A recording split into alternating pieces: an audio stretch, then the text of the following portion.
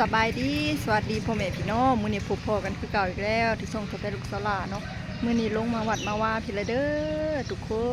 นสบายดีวันที่31พฤษภาเนาะมื้ออื่นหวยไทยออกบ่ทุกคนขอให้พ่อแม่พี่น้องเฮงๆรวยๆถูก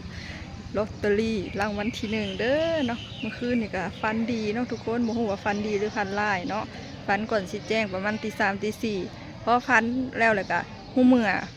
อมาประมาณ4 โมงแล้วก็ลุกมา1ข้าวเตรียมมาใส่บาตรเนาะทุกคนมื้อนี้ก็วันศีลวันพระใหญ่เด้อทุกคนมาเด้อมาเอาบุญมาศีลนำกันเนาะ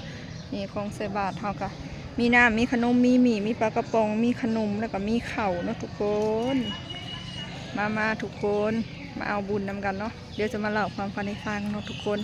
คันใครอยากเบิ่งคลิปสั้นแม่นสามารถเข้าไปเบิ่งไปกดติดตามให้เด้ออยู่ที่ช่องสื่อเฟซว่าสาวแฟนเพจเนาะฝากไปกดติดตามฝากไปกดไลค์กดแชร์ฝากเป็นกำลังใจให้มือใหม่ครีเอเตอร์มือใหม่เนี่ยเนาะหากเหตุทุกคนยังบ่ผ่านฝากไปกดติดตามหลายๆเด้อเนาะสิมาเล่าความฟังให้ฟังทุกคนค่อยฟันว่าค่อยไปเก็บหอยจูบเนาะมีสายน้ำไหลแล้วก็เป็นแบบมีกอหน่อไม้เนาะทุกคนเก็บได้หลายเติบแล้วแต่ผ่านอันเห็นงูทุกคนงูอยู่ปลายกอหน่อไม้นะงูตัวน้อยตกลงมาแล้วมันก็ลอยไปแล้วเจออีกตัวที่สองเป็นงูสิงเนาะตัวยาวทุกคนตกลงมาผันมันไหลค่อยทุกคนเอ้ยไหลค่อยแล้วก็ค่อยกระปุ๊บค่อยฮะเอื่อยมาหอดแล้วเนาะไปใส่หนุ่งสุดงามอะไรอันนี้สบายดีหนุ่งสุดงามอะไรมิวกี้ก็ลงมาแล้วพ่อกับแม่พ่อก็ลงมาก่อนแล้วเนาะลงมาเบิดทุกคนมื้อนี้ยกเว้นน้องแพรวทุกคนมิวกี้ค่อยใส่ลงมาเบิดแล้วก็พ่อกับแม่ค่อยลงมาเบิดเนาะเดี๋ยวสิเล่าต่อทุกคนบ่ฮู้ว่าฟันดีหรือฟันร้ายเนาะอันขั้นตอนแรกที่ว่าเก็บหอยน่ะซาเบิ่งใน Google ค่ะเขาว่าดีเนาะเขาว่าจะมีโชคมีลาภก็สาธุให้มีอะไรดีเนี่ยทุกคนหรือว่าใครจะไปเสี่ยงโชคเสี่ยงหวยก็ลองไปเสี่ยงมึงเนาะก็ค่อยเสี่ยงแล้วทุกคนเสี่ยงเกือบผู้งัวเป็นเลขลาวเด้อเนาะบ่ถูกทุกคนถูกอยู่อย่างเดียวถูกกินผิดหวังเนาะบ่เคยมาน้ำหมูเลยทุกคนข่อยก็เลยอยากมาถามมัน FC ว่าแบบใครฮู้เกี่ยวกับความฝันแบบนี้ค่ะคอมเมนต์บอกกันในเด้อว่าดีหรือบ่ดีเนาะ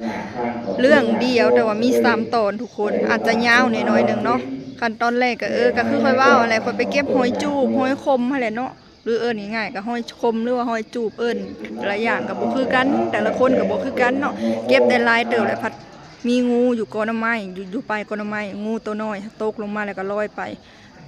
งูตัวที่2กำลังลอกคาบอยู่ค่อยก็แนมเบิ่งฮู้อีกได้ว่างูตัวที่มันอยู่ในอันความฝันค่ะว่าเป็นงูสิงทุกคนตกลงมาแล้วก็มาไหลค่อยๆก็โป๊บเนาะ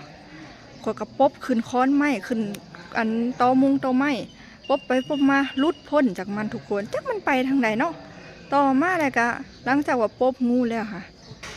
ไปเห็นเห็ดทุกคนเห็ดมีแต่ดอกใหญ่ๆงามๆเนาะในความฝันก็ว่าถ่ายคลิปได้เห็ดเมื่อแกงแล้วว่าก็ดีใจเนาะในความฝันก็ดีใจว่าสิได้เห็ดเมื่อแกงแล้วเนาะทุกคนเป็นคนหมักกินแกงเห็ดเป็นคนหมักหาเห็ดบ่จึงเก็บไปฟันหรือว่าเนี่ยได้เนาะเฮาบ่ได้คิดเรื่องเฮ็ดปานใดแต่ว่าอยู่ๆเฮาก็ฟันเรื่องเดียวมี3 ตอนเก็บหอยเจองูไหลแล้วก็ลุดพ้นจากงูแล้วไปเก็บเห็ดโตเห็ดเป็นเห็ดน้ำหมากเนาะทุกคนมีแต่ดอกใหญ่ๆงามๆเขาก็เก็บเขาก็ดีใจในความฝันนะว่าเก็บเห็ดเมื่อแกงแล้วเนาะอยากถามพ่อแม่พี่น้องว่าฟันแบบนี้ดีหรือร้ายเนาะคอยเบิ่งใน Google หาเก็บหอยนี่เขาว่าดีจะมีโชคมีลาภข่อยก็สาธุให้มันมีเนี่ยเนาะคอยลิ้นหวยค่ะคอยซื้อหวยซื้อเทื่อละ5 บาท10 บาท20 บาทนี่แหละทุกคนแต่บ่เคยถูกเนาะฟันกับแบบฟันบ่แม่นนะทุกคนเมื่อคืนนี่พันว่าเก็บหอยแต่ไปเบิ่งใน Google เขาก็ว่าดีว่ะจักดีแบบใดเนาะทุกคนข่อยก็อยากฮู้คือกันอันแล้วไปพิมพ์เบิ่งอันที่ว่างูไล่หั่นเขาก็ว่าบ่ค่อยดีว่ะให้เตือนเรื่องเคราะห์เรื่องบ่ดีเรื่องนู่นนี่นั่นอันนี้ก็เสือได้จักเปอร์เซ็นต์ทุกคนแล้วก็ค่อยก็ไปพิมพ์เบิ่งที่ว่าเก็บเห็ดนั่นอีกเก็บเห็ดกับเก็บหอยนี่คล้ายๆคือกันเลยเนาะเขาว่าทำนองคือกันเลยว่าดีแบบมีโชคมีลาภแต่ว่าค่อยทำบ่มีโชคมีลาภมีอีหยังน้ำหมูหรอกทุกคนเป็นคนโมมานซื้อเลขซื้อหยังก็บ่เคยถูกเนาะแต่ก็แปลกที่ว่าเป็นยังต้องฟันแบบนี้เนาะทุกคนก็อยากถามทุกคนว่าดีหรือบ่ดีเนาะทราบไปเบิ่งใน Google ก็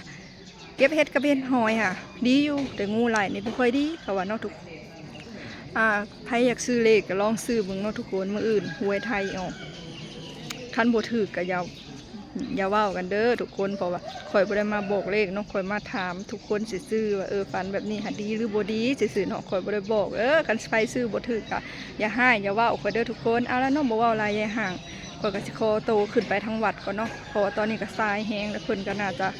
เริ่มจะเข้าสู่พิธีแล้วเนาะคนน่าจะมาหลายแล้วทุกคนบ่เว้าหลายเนาะไปเสี่ยงเบิ่งทุกคนไผบ่เสี่ยงก็บ่เป็นหยังข่อยมาเว้าให้ฟังซื่อๆข่อยบ่ได้มาบอกเลขเนาะไผบ่ถูกก็อย่าให้กันเด้อทุกคนเอาละเนาะบ่เว้าหลายไปก่อนทุกคนสักกาเลนะ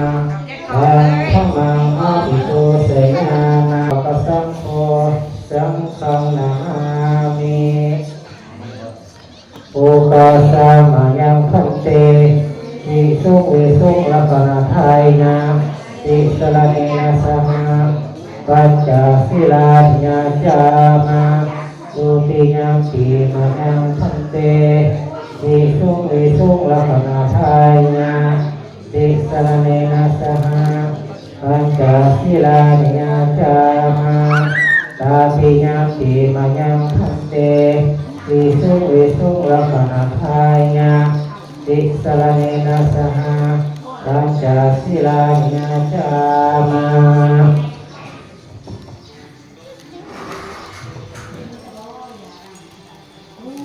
นะโมตัสสะภะคะวะโตอะระหะโตสัมมาสัมพุทธัสสะนะโมตัสสะภะคะวะโตอะระหะโตสัมมาสัมพุทธัสสะนะโมตัสสะภะคะวะโตอะระหะโตสัมมาสัมพุทธัสสะนะโมตัสสะภะคะวะโตอะระหะโตสัมมาสัมพุทธัสสะนะโมตัสสะภะคะวะโตอะระหะโตสัมมาสัมพุทธัสสะมิวกี้นะโมตัสสะภะคะวะโตอะระหะโตสัมมาสัมพุทธัสสะ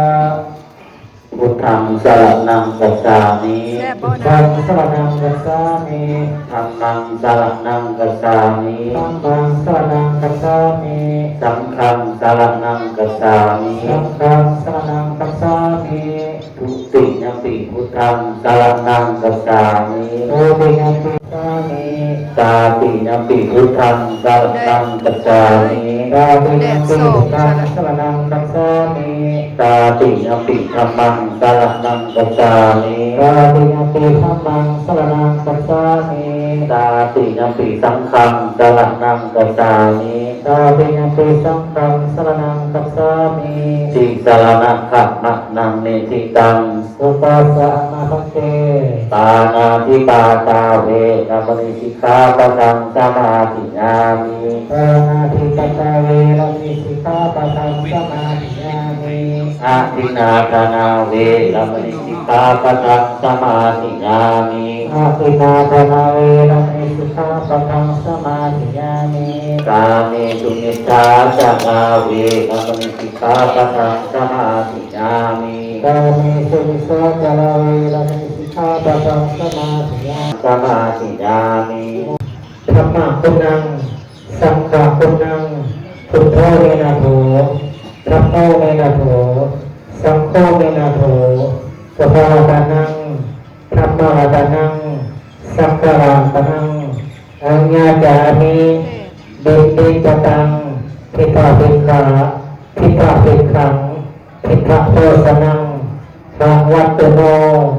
ปะนะยะเยปะริกัปปอนปอนใส่ตาโพวินโนนิติพอถัดตอนการใส่ สุป บาตรแล้ว ฏิ เนาะ ปันโนภะคะวะโตสาวกสังโฆสุปฏิปันโนภะคะวะโตสาวกสังโฆมื้อนี้เด้ ญาณาปฏิปันโนภะคะวะโตสาวกสังโฆสามีจิปฏิปันโนภะคะวะโตสาวกสังโฆตกประมาณ30 นาทีแล้วก็หยุด ญาติธรรมจัตตาริภูริตานุกานิอัตตภูริตาภูคลาเอสาภะคะวะโตสาวกสังโฆอาหุเนยโยปาหุเนยโยปาลิปุเรนติสังกลังเอวะเมวะอิโตทินังเตตานังอุปกัปปติอิสิตังปฏิตังตุรันตุมาเตภวะภวันตารายโยสุขี ทีคานุโกภวะอาภิวาทนาสีลิสเนจัง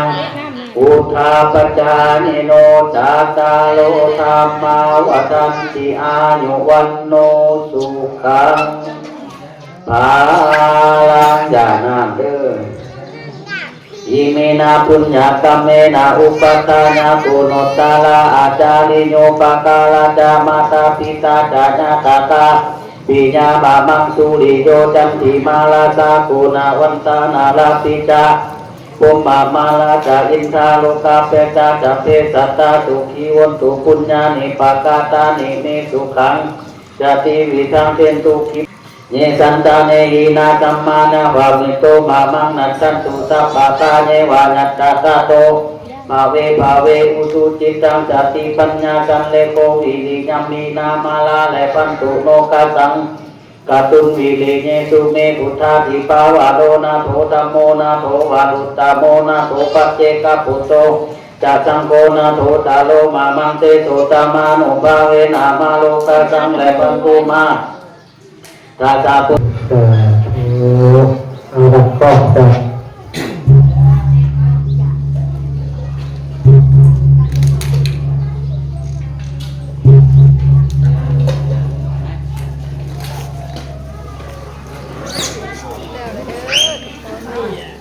สำหรับขอจบ